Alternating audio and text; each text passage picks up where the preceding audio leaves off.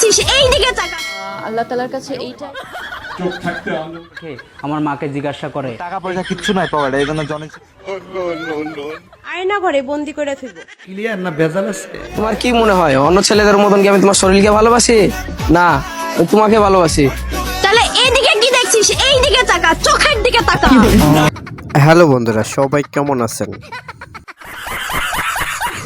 অস্থির বাঙালির নতুন আরেকটি পর্বে আপনাদের সবাইকে স্বাগতম। আজকের এই পর্বটি শুধু অস্থির বাঙালির কিছু কর্মকাণ্ড নিয়ে তৈরি করানো হয়েছে। সম্পূর্ণ ভিডিও দেখবেন আশা করি। আজহার নাকি মাঝার একজন আছে, আগে ওরা খাইছে এখন এরা খেতে চায় না, কি বলছে?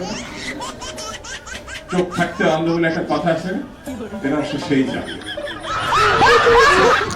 যে লোকটা ভালো মতো মানুষের নামেই বলতে পারে না, তাকে নিয়ে আবার কি বলবে তিনি? হ্যাঁ, আসলে কি বাংলাদেশে একটাই কি দল নাকি যে তাদেরই শুধু একাই জ্বালা পড়া উঠছে আর সবাই চুপ করে আছে?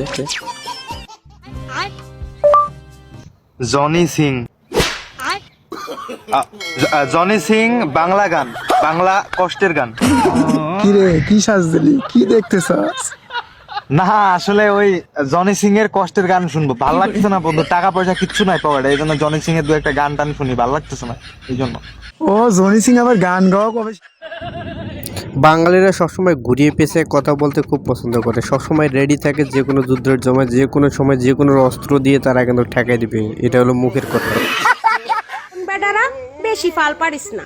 ডাক্তার ইউনূস স্যার কিন্তু বউ পাগলা। সে যদি আইন করে বউরে গোসল করাই দিতে হইব, 3 বেলা খাওয়াই দিতে হইব, বউয়ের সেবা করতে হইব, কই যাবি কই যাবি?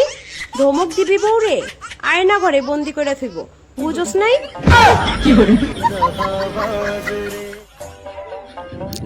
ডক্টর ইউনূস স্যারও এখন কি মহিলাদের দিকে হয়ে গেছে না? আমরা কি এখন তাহলে কি মানকে যেভাবে পড়ে গেলাম? তাহলে আমাদের এখন কি হবে রে ভাই?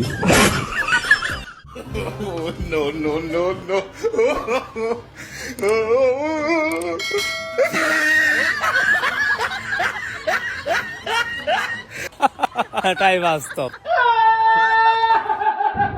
এটা তেমন কিছুই না, আমাদের নায়িকারা আর কি শুটিং করতেছেন আর রাস্তার মধ্যে মোটরসাইকেল চালাতে চালাতে তারা অনেক ক্লান্ত হয়ে গেছেন। এখন তারা ট্র্যাকের উপরে মোটরসাইকেল চালাইতেছে।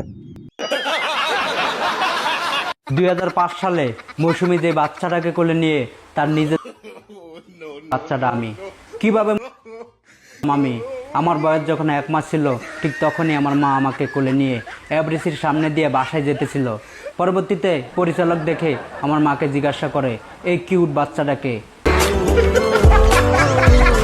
এই ভাই যে কথাগুলো বললো, আসলে এই কথাগুলো কতটা যৌক্তিক আর কতটা প্রমাণ স্বরূপ আছে সেটা নিয়ে একটা তদন্ত করার দরকার। আমরা একটা তদন্ত টিম গঠন করতেছি। বাবু, বিয়ের পরে আমারে কোথায় কোথায় ঘুরতে নিয়ে যাবা? বিয়ের কথা বাদ দাও, খাইছি দাইছি আলাপ শেষ। আরে যাবো না বেগুন তুলিতে।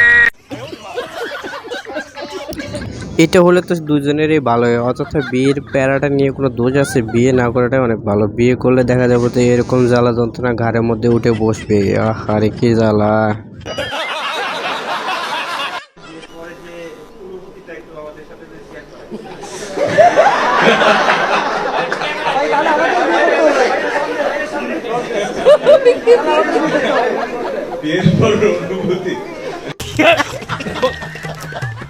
যেই সাংবাদিক ভাই জিজ্ঞাসা করছেন যে বিয়ের অনুভূতিটা কি, আসলে তাকে বিয়ে করানোর দরকার। তাকে যদি বিয়ে করানো যায় তাহলে তার মুখ থেকে শোনা যাবে যে বিয়ের অনুভূতিটা কিরকম হয়।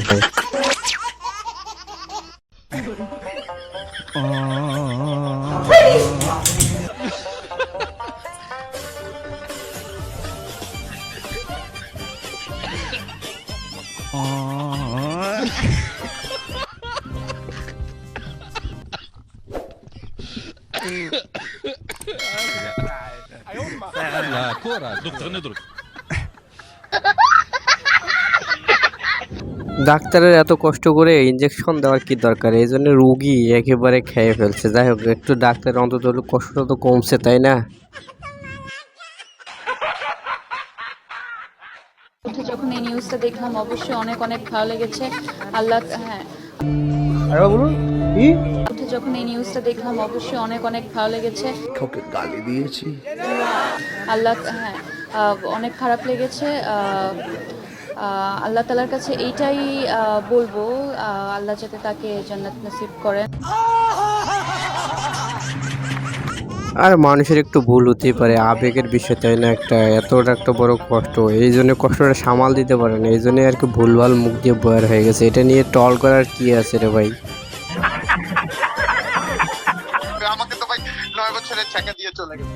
তার বিদেশ যাওয়ার সময় 15 লাখ টাকার মতো আমার কাছ থেকে নেওয়া হয়েছে। 1 মাস আগেও ফোন দিয়ে আমার সাথে সব প্যাচ আপ করতে চাইছে।